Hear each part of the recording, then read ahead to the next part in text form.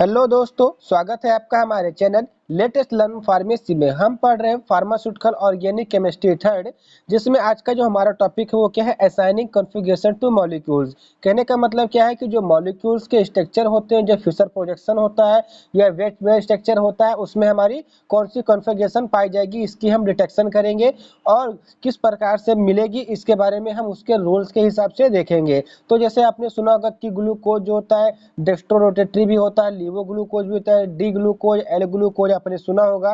Dextro rotatory नहीं सुना होगा तो डी एंड एल ग्लूकोज जरूर सुना होगा।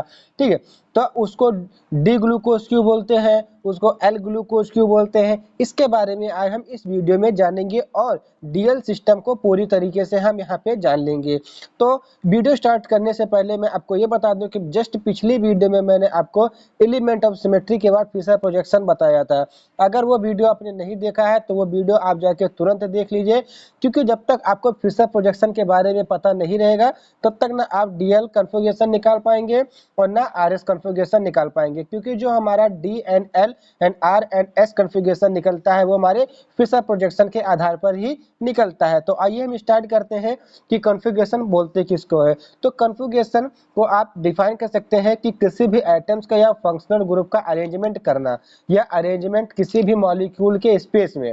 अब स्पेस का मतलब क्या है, जैसे पृथ्वी है, पृथ्वी के स्पेस मतलब अंतरिक्ष मान लीजिए, तो उसी हिसाब से उस मॉलिक्यूलर स्ट्रक्चर में जितने भी स्पेस हैं, जैसे ट्राइगोनल या ट्राई डायमेंशनल होगा या फोर्थ डायमेंशन होगा या डाइगोनल होगा, किस हिसाब से, तो जिस हिसाब से उसमें गोनल्स पाए जाएंगे उसी हिसाब से वहां पे हमारे एटम्स या फंक्शनल ग्रुप अटैच हो जाएंगे।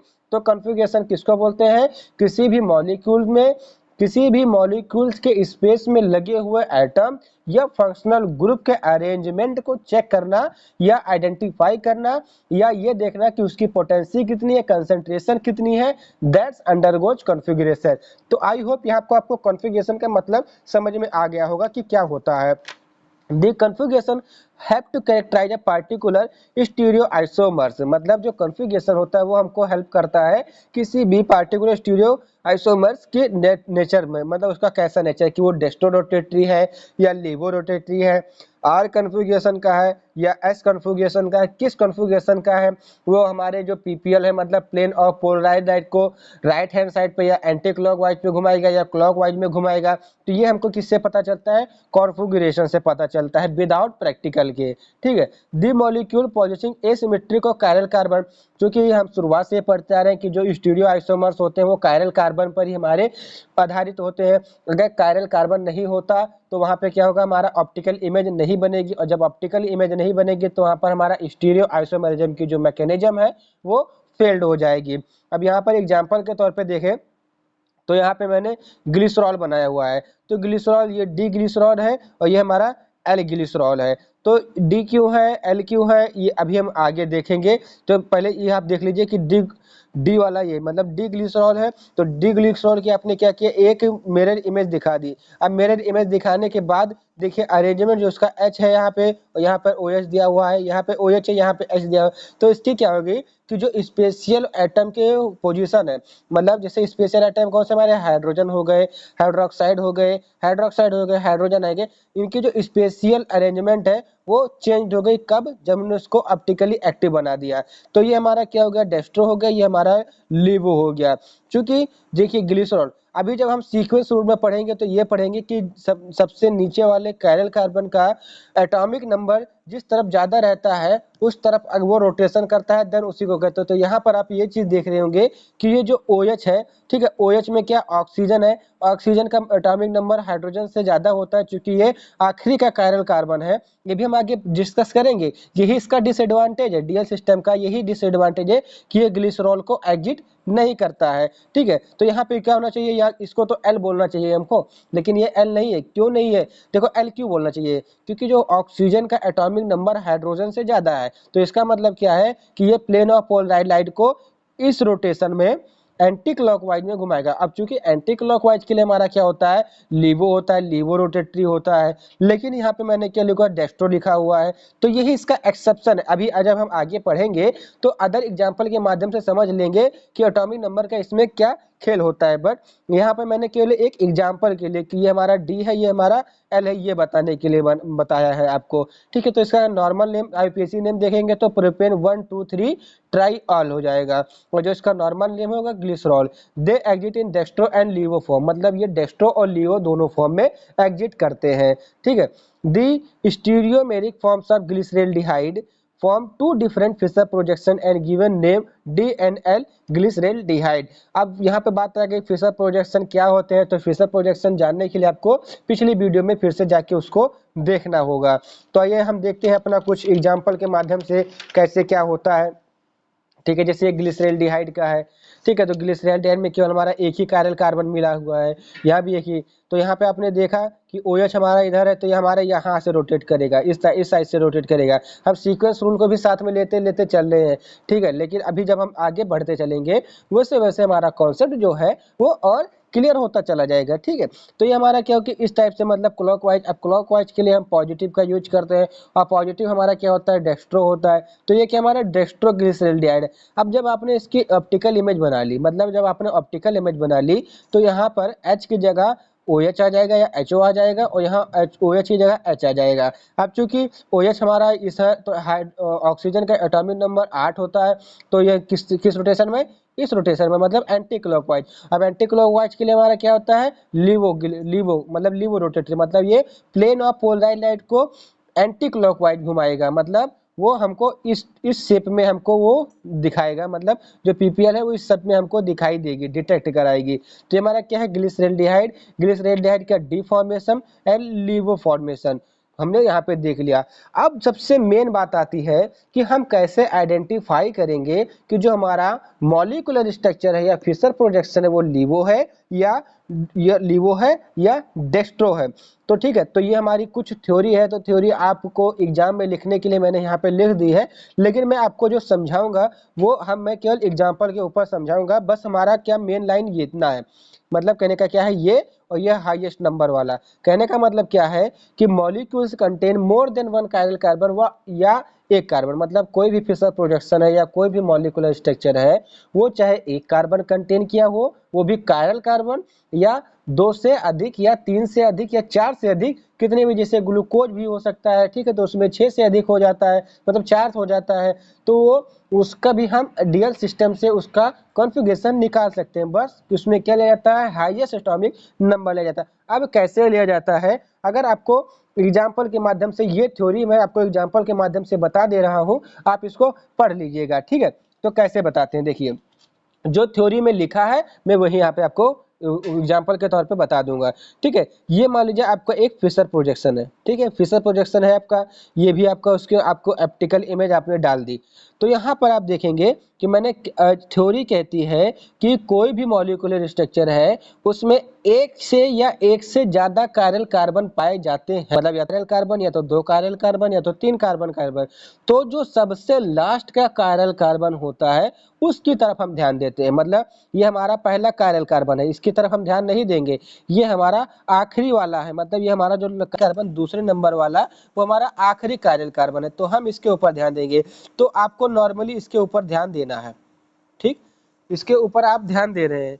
देन आपको क्या देखना है कि जो इसका एटॉमिक नंबर है, मतलब इधर हमारा एटॉमिक नंबर ज्यादा है या इधर एटॉमिक नंबर ज्यादा है। तो आप देख रहे हैं कि ऑक्सीजन का एटॉमिक नंबर 8 होता है और हाइड्रोजन का एटॉमिक नंबर 1 होता है, तो 1 से बड़ा क्या होता है, 8 होता है, तो हमारा 8 है। तो जो हमारा प्लेन ऑफ पोलराइज है, मतलब पीपीएल होगा, किस डायरेक्शन में रोटेट करेगी, जहां पे हमारा हाइयर एटॉमिक नंबर होगा, तो ये हमारे इस रोटेट में जाके काम करेगी। ठीक है, अगर इसी को आपको एग्जाम्पल के तौर पे समझना हो तो यहाँ पे देखिए, जैसे ये वाला जो लास्ट का कायरल कार्बन है, मैं आपको यहाँ पे दिखाता हूँ, ये हो गया। ठीक है, तो यहाँ पे आप देखिए इसका एटॉमिक नंबर 1 है, इसका एटॉमिक नंबर 8 है। अब क्या होता है कि जहाँ हमारा, जैसे जिसके पास ज्यादा धन होगा गरीब उसी के पास जाएगा। ठीक है, तो यहाँ पे इसके पास धन कम है और इसके पास धन ज्यादा है, तो ये क्या जाएगा, इसके पास जाएगा। तो प्लेन ऑफ पोलराइज लाइट सारी की सारी इसी के पास चली आएंगी, और चूंकि ये इधर से इधर की तरफ जा रहा है तो ये कौन सा हमारा क्लॉकवाइज डायरेक्शन को मार देगा। अब चूंकि ये क्लॉकवाइज घूम रहा है तो इसलिए जो क्लॉकवाइज के लिए हम क्या यूज करते हैं, डेक्स्ट्रो रोटेटरी। तो सेम इट इज यहाँ पे वही किया हुआ है कि इसका एटॉमिक नंबर देखा गया है, atomic number right hand side पे ज्यादा हमारा आ रहा है, तो ये हमारे राइट मतलब क्लॉकवाइज हमारी मूवमेंट करेगी, प्लेन ऑफ पोलराइज को पीपीएल को क्लॉकवाइज ये घुमाएगी। तो क्लॉकवाइज घुमाने का अर्थ क्या है कि वो पॉजिटिव होगी, और पॉजिटिव का क्या मतलब है, वो डेक्स्ट्रो फॉर्म में हो जाएगी। और वही एग्जांपल उसी का ऑप्टिकल इमेज आपने ये बनाया हुआ है। अब आप यहाँ पे देखिए, मतलब आखिरी के कायरल कार्बन, जो रूल कहता है वो ये कहता है कि कितने भी कायरल आप कार्बन लगे हो, हम उसमें क्या करेंगे, सबसे लास्ट वाले कायरल कार्बन को देखेंगे। तो आप इस कायरल कार्बन को देखिए, तो आप इसको लेकर चलिए, तो यहाँ पर H है, यहाँ पर HO है, तो HO हमारा कहाँ, लेफ्ट साइड में है, और ऑक्सीजन का हमारा एटॉमिक नंबर 8 होता है, और हाइड्रोजन का एटॉमिक नंबर 1 होता है। तो यहाँ पे धनी कौन हुआ हमारा, ये वाला धनी हुआ। तो हमारी जो पीपीएल रोटेट होगी किस साइड में होगी, हमारी लेफ्ट हैंड साइड पे। अब चूंकि लेफ्ट हैंड साइड पे, तो इसकी रोटेशन कैसी होगी, एंटी क्लॉकवाइज। और एंटी क्लॉकवाइज के लिए हम क्या यूज करते हैं, नेगेटिव साइन यूज करते हैं, और नेगेटिव साइन को हम क्या बोलते हैं, लीवो रोटेटरी कंपाउंड। तो आई होप यहाँ आपको जो सीक्वेंस ऑफ रूल्स हैं किसके, डीएल सिस्टम के, वो समझ में आ गए होंगे। और जो ऊपर थ्योरी मैंने लिखी थी वो थ्योरी को आपको इस एग्जांपल के माध्यम से समझ में आ गया होगा। ठीक है, तो आइए, ये तो मान लो कि हमारे 2 ही कायरल कार्बन है, तो दो वाला आसान होता है। अब बात आती है कि 4 कायरल कार्बन। लीजिए भाई, आपके सामने ग्लूकोज हाजिर है। ठीक है, तो यहाँ पे आपने क्या किया, देखिए CHO C मतलब यहाँ पे कितने हमारे 6 कार्बन है, लेकिन ये 2 फंक्शनल ग्रुप है हमारे। तो फंक्शनल ग्रुप के कार्बन को हम नहीं जोड़ते हैं एज अ कायरल कार्बन। ठीक है, तो हमने इस यहाँ पे कायरल कार्बन को नहीं जोड़ा, तो हमारे पास कितने कायरल कार्बन हो गए, 1 2 3 4।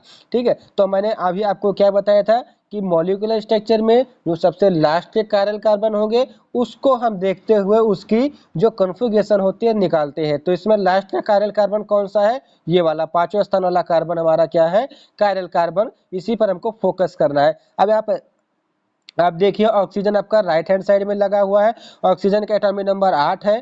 ठीक है, और हाइड्रोजन का 1 है। ठीक है, तो ये किस दिशा में घूमेगा, हमारे क्लॉकवाइज में घूमेगा। क्लॉकवाइज में घूमा तो हमारा डेक्स्ट्रो हो गया। अब देखिए, ये तो मान लीजिए कि हाइड्रोजन और हाइड्रोक्साइड में अब यहाँ पे क्लोरीन आ जाए, ब्रोमीन आ जाए, तो अब आप क्या करेंगे, तो कौन सा कॉन्फ़िगरेशन लगाएंगे। ये तो बात बनती है ना, जाहिर सी बात है कि यहाँ पे क्वेश्चन बनता है कि हम HOH के ऊपर देख रहे हैं, लेकिन अभी बाय द वे Cl आ जाए, Br आ जाए, तो कैसे। ठीक है, तो एग्जाम्पल के तौर पे देखिए, जैसे ये देखिए, ये एक मान लीजिए आपका एक मॉलिक्यूल है, यहाँ पे Cl है, यहाँ पे Br है। ठीक है, यहाँ पे हमारा मान लीजिए COOH है, यहाँ पे भी आप मान लीजिए H है, यहाँ पे आपका मान लीजिए OH है, या आप यहाँ पे, हमको मतलब किससे है, लास्ट वाले कायरल कार्बन से। तो आपने यहाँ पे देखा, तो ब्रोमीन का जो एटॉमिक नंबर क्या होता है, 35 होता है, और क्लोरीन का 17 होता है। तो एटॉमिक नंबर ब्रोमीन का ज़्यादा है, और ब्रोमीन हमारा लेफ्ट हैंड साइड पे लगा है, तो ये किस रोटेशन में जाएगी, हमारी एंटी क्लॉकवाइज में जाएगी। जब एंटी क्लॉकवाइज में जाएगी तो इसका मतलब क्या हो, ये हमारा कंपाउंड है वो कौन सा कंपाउंड है, वो लीवो रोटेटरी है।